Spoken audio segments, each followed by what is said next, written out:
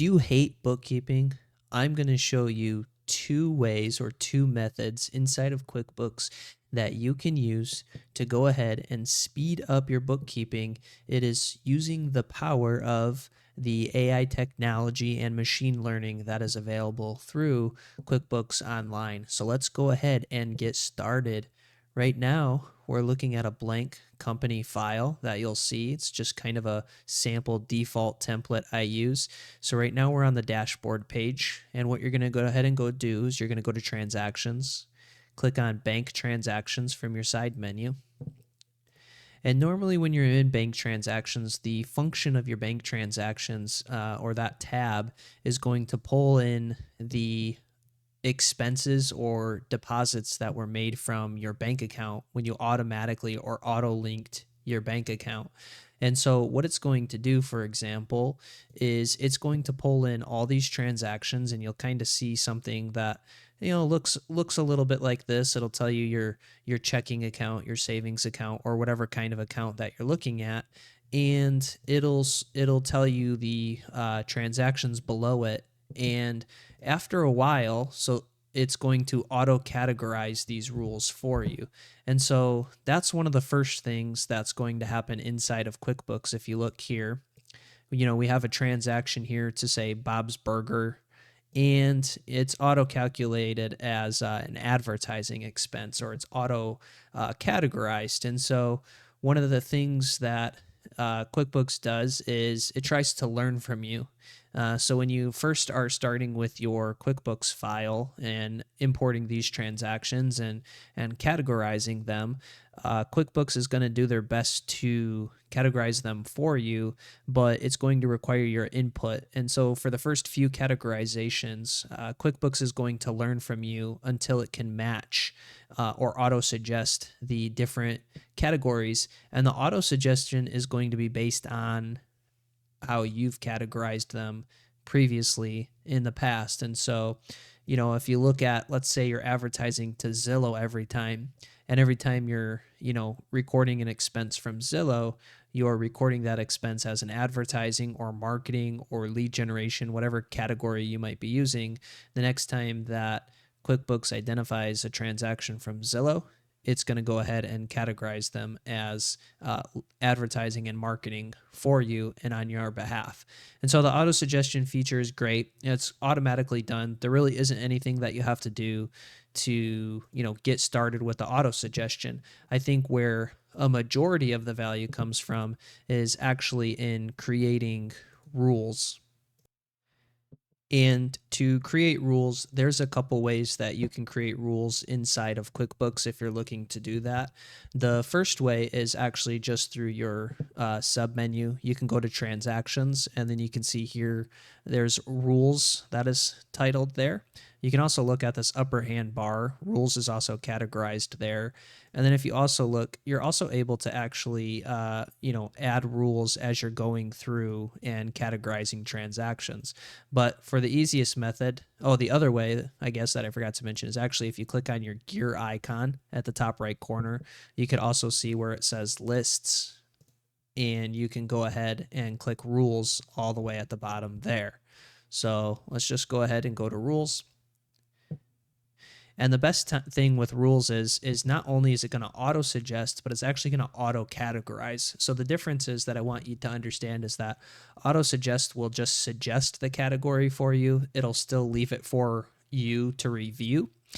But rules will actually go ahead and go through, categorize it, and then send it into the categorized as if you had already reviewed it.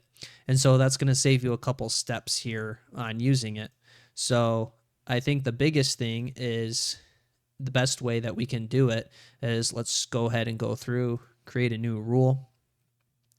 And I specialize a lot of times working with real estate agents for their bookkeeping. So I'm going to go ahead and say we're going to call this rule some of the common rules that get set up, such as dues and education. The dues that real estate agents might pay to NAR or their local association of realtors. And so you can name this rule whatever you would like. I'll just say NAR monthly membership. And in this case, is it going to be a money in or a money out transaction? So is it going to be, it could be an expense, it could be an income, but it could also be anything that would move money out. So that could also be mortgage payments or something like that, which would actually affect the balance sheet rather than an expense account. But we're just going to keep it simple, and we're just going to say it's obviously a money out transaction because we're paying GLAR. I have no bank account set up, but if I did have a bank account, I would go ahead and select said bank account. And then here in the rules is really where you're going to have to customize them to your best of your ability on how to categorize them so that you can get them these rules set up appropriately. So let's say I want to say amount, and let's say I pay the same amount every single month to the National Association of Realtors. And in this case, I'm going to use a transaction. I'm going to use all. Zoom in here for a little bit so you can see my screen better. And I want it to meet all conditions. I want it to be, I want it to be from NAR, and I want it to make sure that it equals 149. Now, for the description, often you're going to pull that from the bank itself because the bank's going to categorize it the same generally, the transaction every time. So let's say that every time it comes up, it says NAR. That's what it says in the transaction in my description every single time. And so you can go ahead and test the rule to see if it'll actually pull from your bank account to make sure that it works. And then you're going to set the rule on how you want it to go ahead and be assigned or excluded. So in this case, we want the transaction type to be an expense. We can select our category here if we're going to, put it in. I don't have the account, but let's go ahead and put new. So we'll create a dues account here for us, and for NAR dues, so we'll say it is a expense account. We're going to call it dues and education. And we'll scroll and we'll find dues and subscriptions is actually what we'll call it there. And we're going to hit save and close. All right. And then we can go ahead and go back to creating our rule here. And so that's where we're going to send it to our dues and subscriptions. And then we can assign a payee if we need to, and we can add any other associated tags. And this auto add automatically confirm this transaction will auto add our rule to us. And then at there, you would click save when you're all done at the bottom, and then you would have your first rule. Again, I don't have a bank account associated with it. That's pulling in my transactions. So you would need to make sure that you have the linked functionality between your bank account and in QuickBooks, and that would allow you to pull this information in.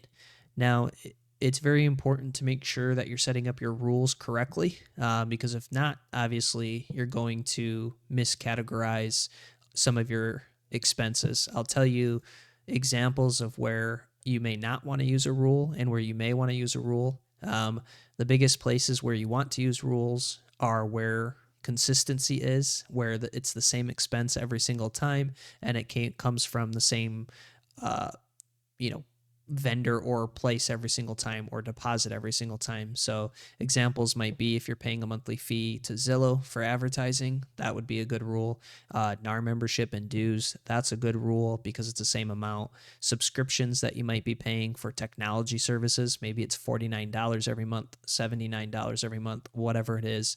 Those are also good examples. Something you probably don't want to, where you don't want to use rules is where you purchase items or things from a vendor or a supplier in this case, where the transaction could be categorized differently for the category. So let me give you a specific example, and that would be as a real estate agent, if you are purchasing office supplies from Walmart and at the same time you are purchasing let's say signs or something associated with listings or listing marketing, you may not wish to set up a rule for that, because maybe a certain percentage you're spending on marketing the listing or for listings, and a different percentage you're spending on office supplies. So it's really important for like things like where you're purchasing, or maybe even Amazon, Walmart, Meijer, these kinds of, that's a grocery store in the Midwest if you're familiar with it. These kinds of large stores where you're purchasing multiple things from, that could be categorized in different transactions. Those usually aren't the best things to set up rules for, unless for some reason there is consistency in the transaction, in which case you might be able to do it, but I don't necessarily recommend it. But between auto suggestion and rules, you can really speed up the amount of time or reduce the amount of time that you're spending on your bookkeeping, so that you can focus on important elements in your business.